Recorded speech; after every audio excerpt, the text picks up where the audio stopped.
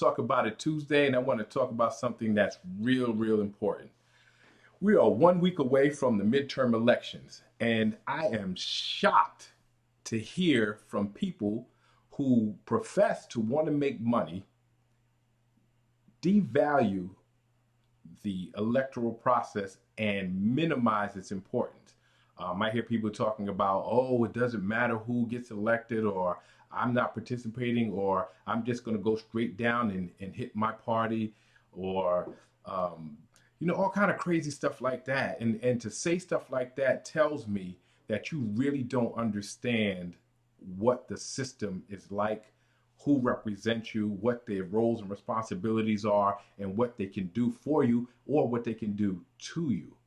And so we have to have at least a basic fundamental understanding of what the government is, right? And so, um, on a most basic level, they are legislators. And so, what does that mean? That means they make laws, right? And so, they create regulations that will affect you. When we're talking about environmental regulations, or regulations for industries, or housing regulations, or tax laws, or the allocation of resources, the administration of those resources. We have to understand that there are so many things that affect you that are determined by the people who are elected to office. And if you are not choosing the people who are elected, then they're not representing your interests. They're representing the interests of someone else. And so it always amazes me that people who want to be rich, who are not rich, don't understand that a rich person would never say such a thing. And so instead of having things done to them, they advocate for themselves, and they push for people to advocate for their interests. And that's something you have to do.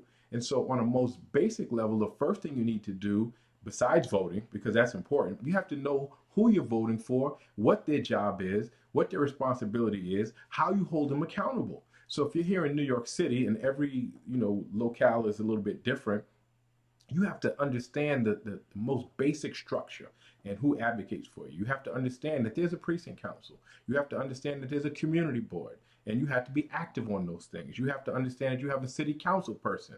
You have to understand you have a state senator. You have to understand you have a congressperson in a senator.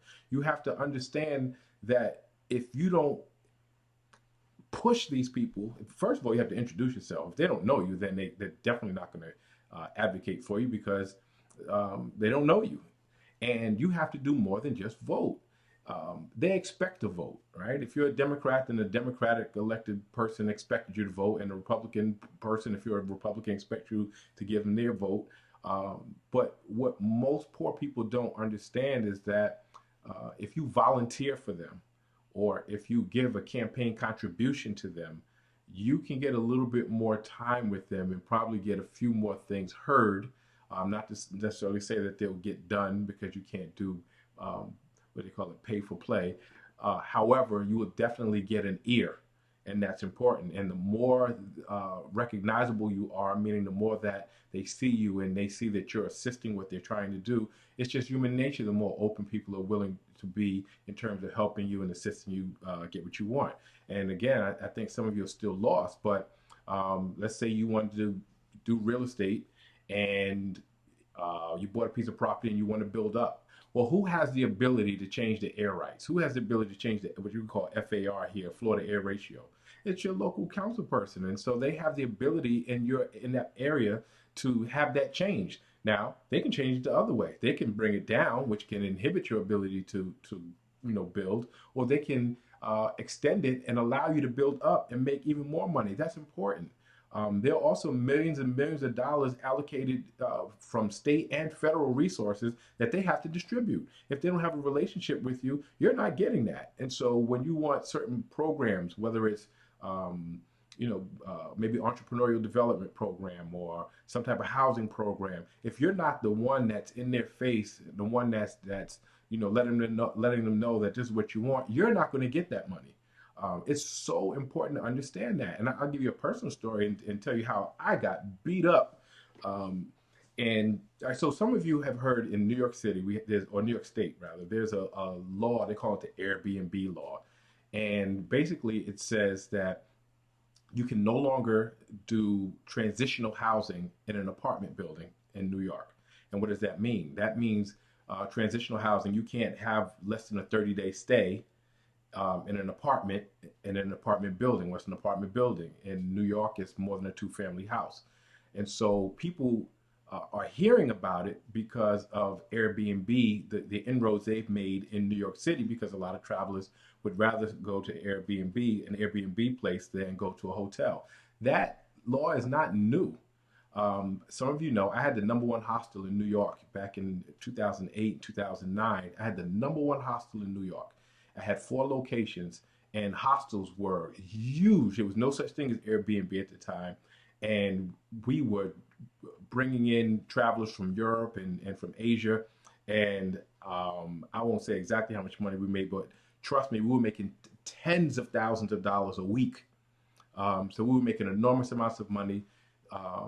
The hotel industry in New York was very upset, and they saw us as competitors. And the reality is there's really no competition, because people who stay in Airbnb don't want to stay in a hotel. They had a monopoly.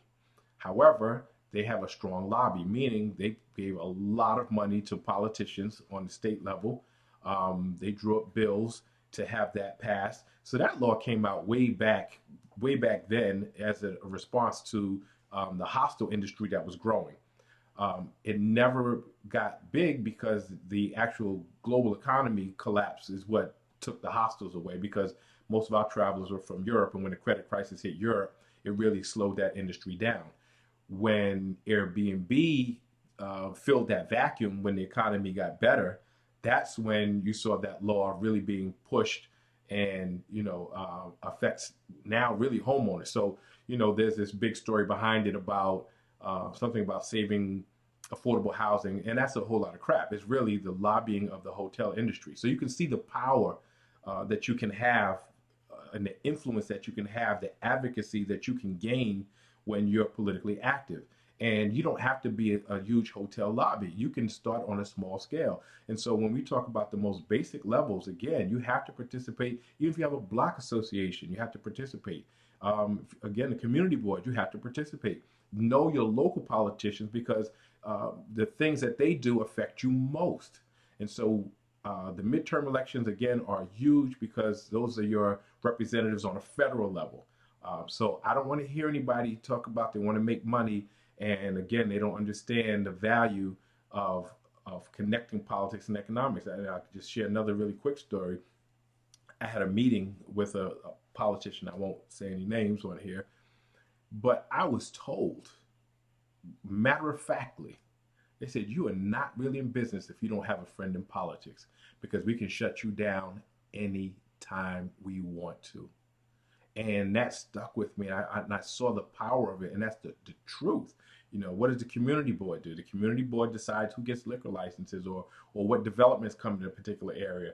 That's powerful, and they work hand in hand with the local politicians.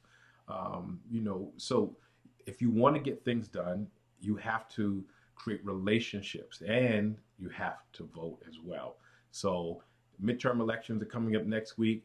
If you want to be rich, you got to think like a rich person. You want to be poor, then keep thinking like a poor person and do what poor people do. Devalue the electoral process, devalue the power of politicians, even devalue your own personal power. When you take away your personal power and think you can't make an influence there, then you're really out of the game. So I'm not going to stay on my soapbox much longer, but it's super duper important that you listen. Vote, but I want you to now find out who's representing you, right? So on the most basic level, your local level. So again, if you're in New York, what community board do you belong to? Who's your city council person? Who's your state senator? Who's your congressperson? Find out that stuff and make an appointment and go meet them. So that's it for this Talk About It Tuesday. Get your questions in. Next Tuesday, I'm going to be checking on you to see if you voted. Matter of fact, next Tuesday, I want you to post your picture on they give these little stickers. I want you to have your little sticker on there, and I want you to post your picture in the group so that I know you participated, and get your questions in for next week, and have a great week.